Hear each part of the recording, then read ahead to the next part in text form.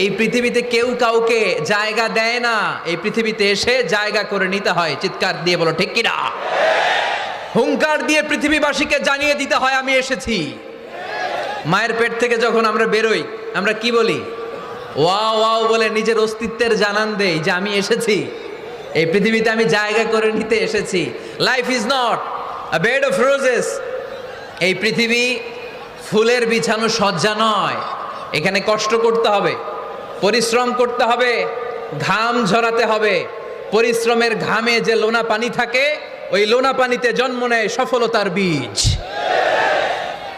এজন্য পরিশ্রম করতে হবে। সব নবীরা পরিশ্রমী ছিলেন, সব নবীরা কাজ করেছেন।